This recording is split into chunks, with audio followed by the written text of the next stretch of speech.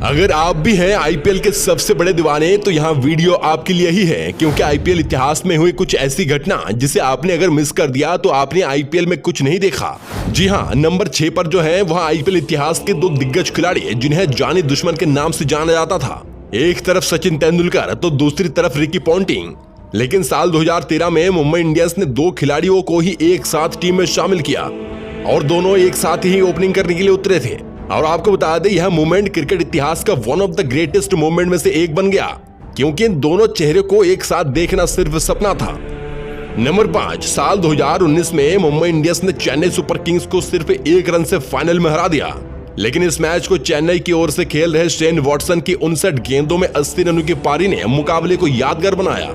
आपको बता दें, इस फाइनल भिड़ंत में शेन वॉटसन रन लेते हुए डाइव मारा और उनके घुटने से खून निकल रहा था। लेकिन वॉटसन चेन्नई के लिए अंत तक लड़ते रहे और दुर्भाग्य से शेन वॉटसन रन लेते समय रन आउट हो गए और तब मुंबई यह मुकाबला सिर्फ 1 रनों से जीत लिया। लेकिन वॉटसन की यह डेडिकेशन देख सभी का दिल जीत लिया था। नंबर 4, अब मुंबई इंडियंस को आईपीएल के सबसे सफल टीम मानी जाती है। अब जीत के बाद मुंबई प्लेयर्स तो जश्न में इतने डूब जाते हैं कि सामने कौन है उन्हें पता ही नहीं चलता।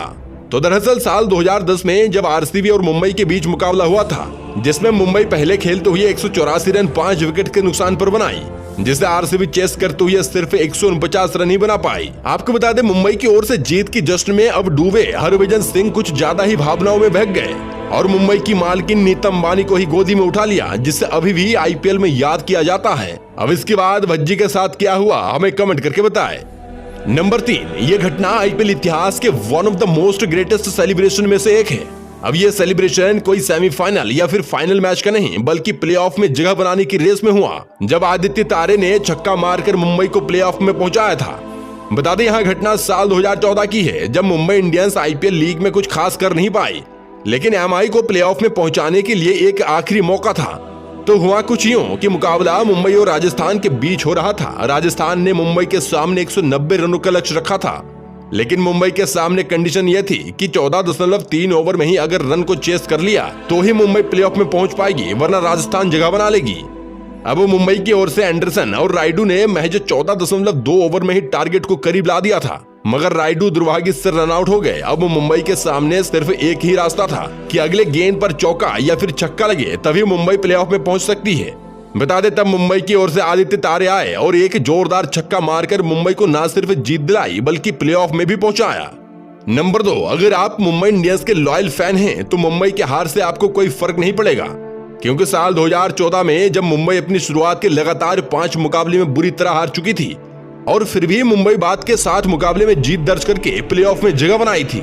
लेकिन साल 2015 में भी बिल्कुल वैसा ही हुआ। मुंबई शुरुआत के लगातार 5 मुकाबले में बुरी तरह से हार गई थी, लेकिन इस साल मुंबई ने कमबैक करते हुए न सिर्फ फाइनल तक पहुंची बल्कि आईपीएल की ट्रॉफी भी जीता। नंबर 1, अगर आप आईपीएल के सच्चे फैन हैं तो आपने कभी न कभी तो सोचा ही होगा कि बस एक गेंद ग्राउंड के बाहर खड़ी गाड़ी पर जाकर लगे। और आपको बता दें, यहां सपना भी पूरा हुआ साल 2023 में, जब एक बार नहीं बल्कि 2 बार गेंद गाड़ी पर जाकर लगी। पहली बार चेन्नई के ऋतुराज गायकवाड़ ने छक्का मारा, दूसरा मुंबई के निहाल बडेरा ने, और वहीं इसी साल WPL यानी कि वुमेन प्रीमियर लीग में एलिस पेरी ने एक जोरदार छक्का लगाते हुए इस गाड़ी के शीशे को ही तोड़ दिया था।